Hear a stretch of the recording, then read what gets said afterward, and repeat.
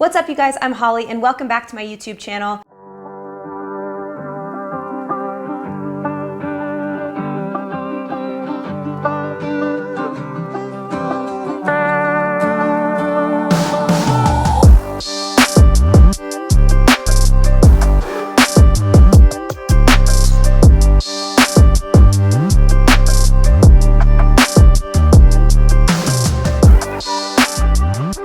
We had a little break there for a couple of weeks. I am so sorry about that, but my personal life has been flooded with things going on, and so I needed to put my energy there and come back to this when I felt like I had a good video to give you. So we are gonna do a follow-up today on my video I did on how to balance muscle and running. I really appreciate the love and support I got on that video. It sounds like tons of you out there strength train and run and value those two things equally. So I want to keep rolling with that concept and make sure that we're all seeing each other, hearing each other, and getting the best advice for how to continue doing that. Now today I want to talk about how to avoid overtraining, when to push and when to not. I know my brand is kind of David Goggins-esque. It's like just push through anything. We can do anything if we put our mind to it. I do believe that, but I also want to make sure we're approaching things in a way that lead to lifelong habits and don't cause us to have that cycle of burnout and getting motivated and then burn out again and get motivated, because I think that's more detrimental to our mental health than finding something we can sustain for years and years. We want to build habits that we actually like to follow and keep for many months in a row. So I'm going to give you all of my tips for this today, and I think it's a great time to do this video because, like I said, I've been away and kind of off my schedule. So this is my first real week back to work and my normal workout routine, and I am excruciatingly sore today. So I thought it would be a really nice time to share my mental process as I organize my workouts for this week, to tell you when I know I need to pull back or push through and how I listen to my body. And if you guys are interested, just stick around till the end. I'm going to do a little life update to kind of give you more context for my personal life stuff going on. I feel that when I watch YouTube channels, I like knowing the person better, especially if I'm going to take advice from them. And so if you care to listen to that, it'll be at the end. Otherwise, we're going to jump right into those tips. I view sleep as being just as important as what I eat and how I train. I don't see it as any less than. I don't see it as this kind of unconscious accessory part of my day that, you know, I hope to get a lot of sleep, but if I don't, it's whatever.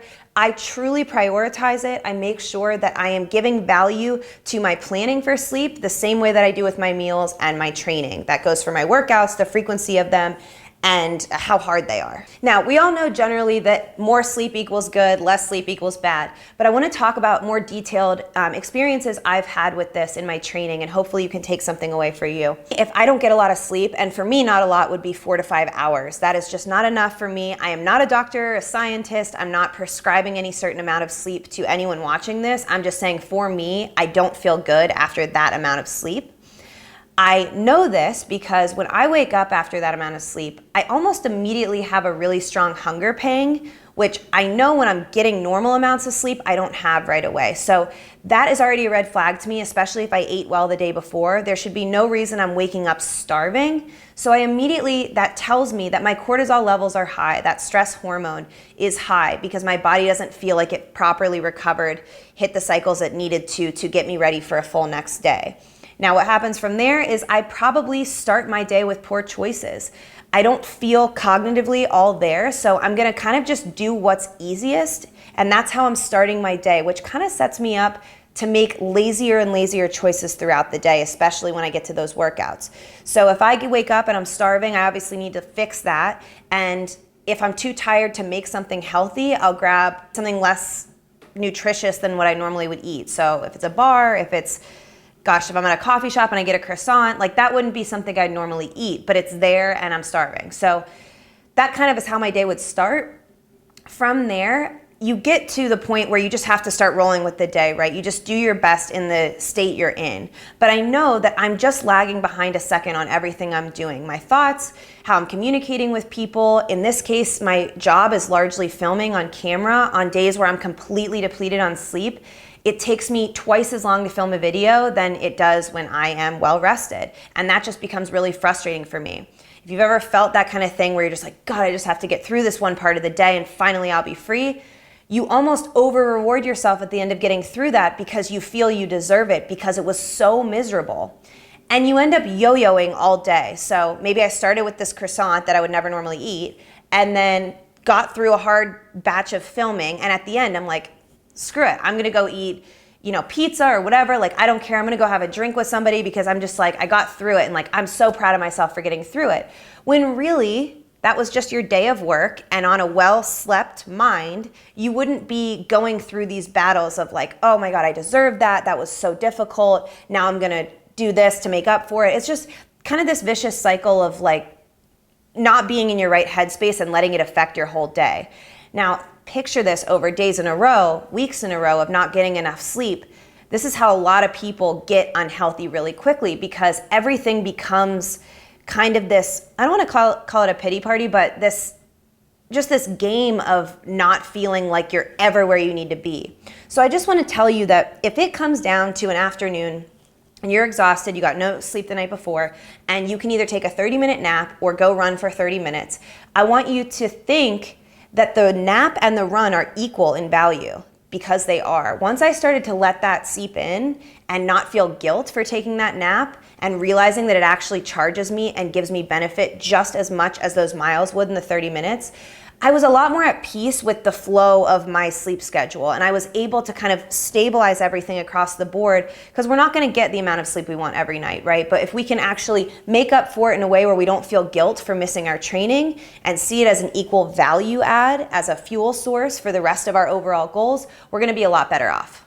I also want to point out that our hard workouts mean a lot less if we're not giving our bodies and minds the time to recover and repair. Remember that everything is working towards the same goal, whether it's a race PR or you're trying to increase your muscle mass or lose weight, whatever it is.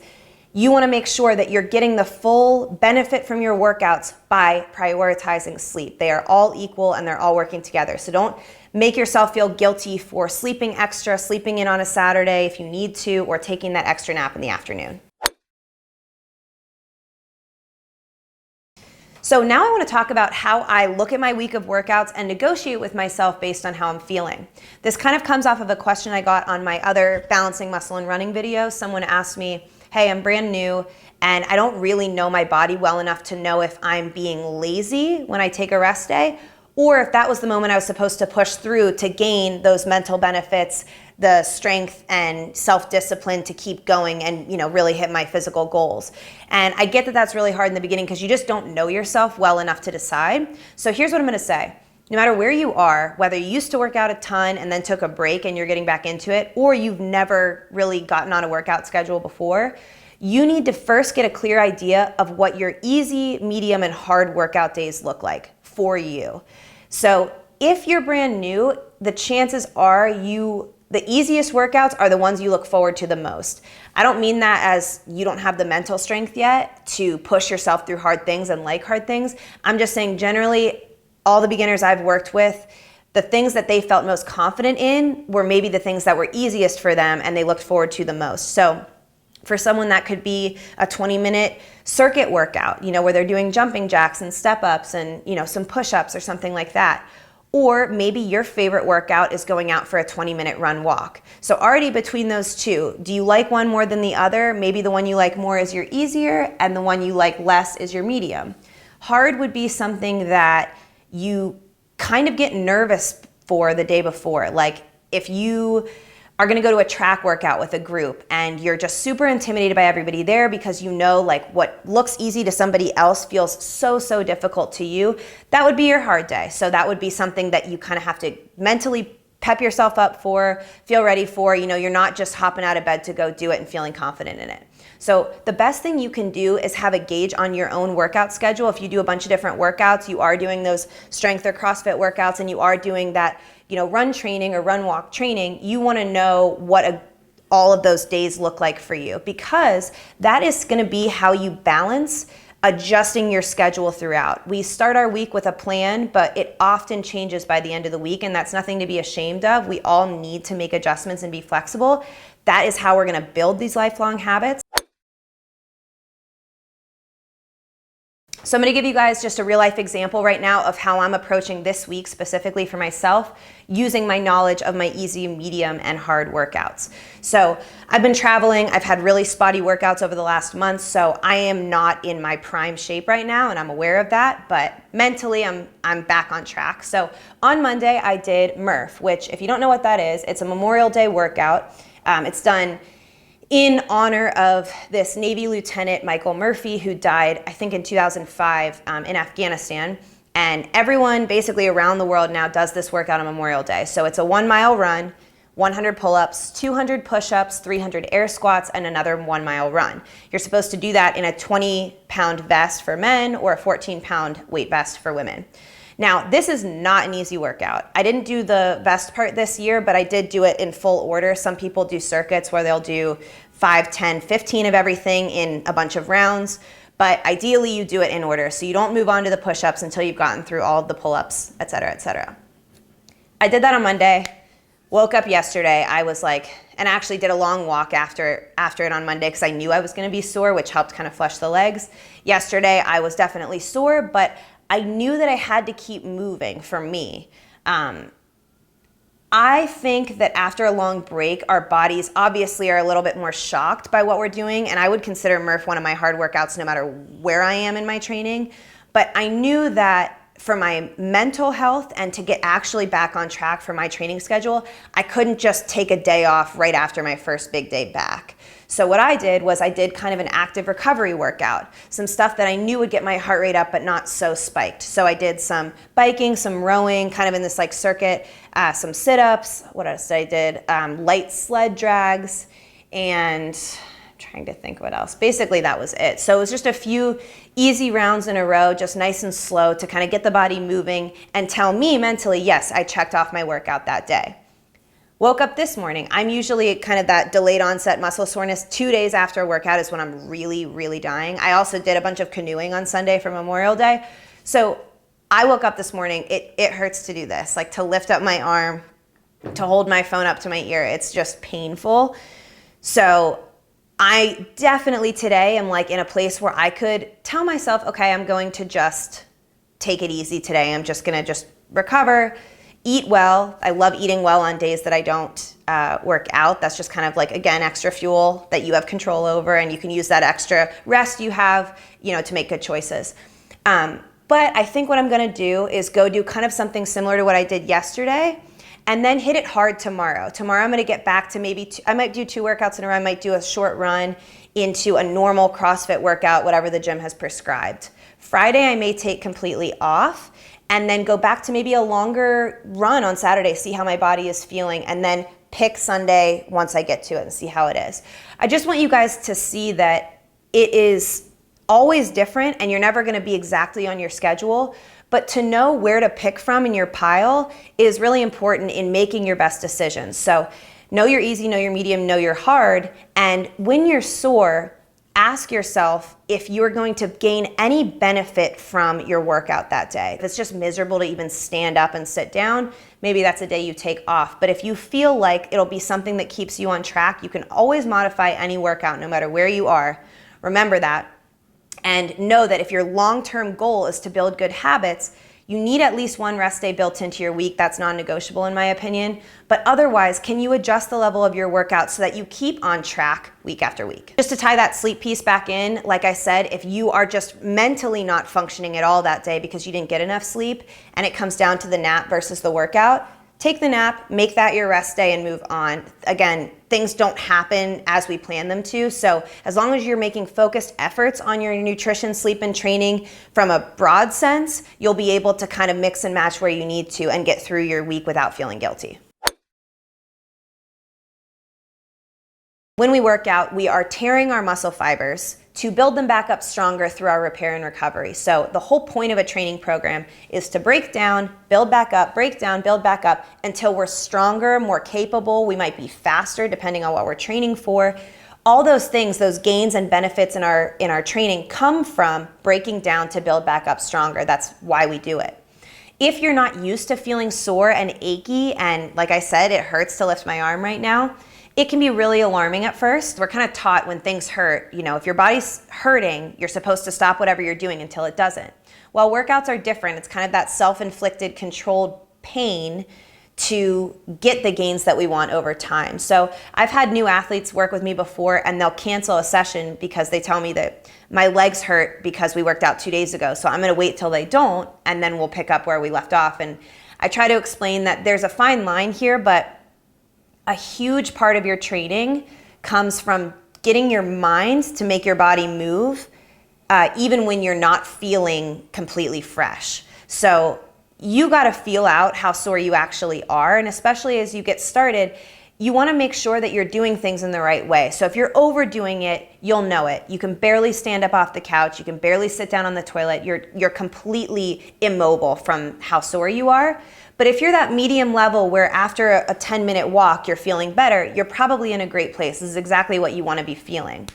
It's also important to do workouts when you're sore, because you are going to get to a race or a physical thing that you sign up for at some point, and you're going to have to move well and fast, or as fast as you want to be able to, when you're hurting.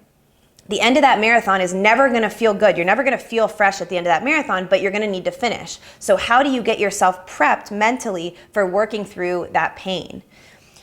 I said before, if you don't feel that you're going to get any benefit from a workout, you're that level of sore that you can barely do anything, that would be a time where maybe you pull back or you go do something that's active recovery. But I want you guys to realize that being sore is an indicator of growth, indicator of getting stronger and better and more capable as an athlete. The more you do this, the more you'll learn your body. But soreness doesn't mean pain that you need to shy away from and stop, because if you're avoiding soreness altogether, you're not going to ever see any benefit or growth as an athlete.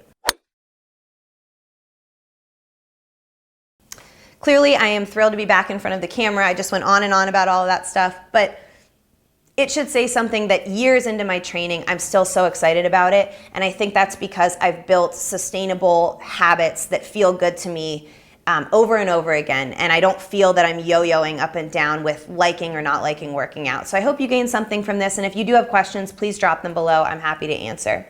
Now a little life update for those who are interested. I mentioned I have a lot going on in my personal life, and I felt like this is my channel, so you guys should know what's going on with me. I mentioned family stuff, and basically my mom is very sick right now, and I am going home a lot to my parents' house to be what I need to be for my family. I'm trying to be strong and supportive and help out while also, lifting spirits where I can and enjoying my time with her and my dad and my sister. So that's what's going on with that. I won't really get into too much there right now, but emotionally I'm going through a lot. And so I want to be on this channel to, share things that are going on, but also, relate to you guys. I know that everyone's going through hard shit all the time. And a lot of why I enjoy the David Goggins mentality and, really increasing self-discipline is just to be able to trust myself more through hard times. If you're going through something hard right now, or you've been through stuff with your family before, it's just, incredible to watch yourself be able to navigate really difficult times, just through your perspective and your optimism. So I hope to be that for you guys. If you're ever having low moments, I hope that this channel brings you some strength, mentally and physically. And then, it helps me reiterate my own mentality and ideas, and helps me when I'm home doing that with them, I feel more capable. So hope that makes sense in some way. But anyway, beyond that, I also turned 30, which is exciting. So I was in Mexico with my sister for a really nice vacation. She just graduated law school. She has a YouTube channel as well, and I'm going to drop it in the description so you guys can check it out. But she talks about all of her law school experience, and then now she'll be vlogging kind of her way through her first job. So that's exciting. So we had a great time. It was really nice to unplug. I was going to kind of film while I was there, but I was like, you know what? This needs to just be a totally offline time. So those are the main things going on. I am still living in Nashville. Things are good otherwise. And as always, please in the comments, drop any content you want to see, any videos you want me to make. I kind of have people here from everywhere wanting different things, and I'm going to do some follow along workouts and of course other stuff around training, motivating, and all of that. Thank you guys so much for watching this probably really long video. Have a good one.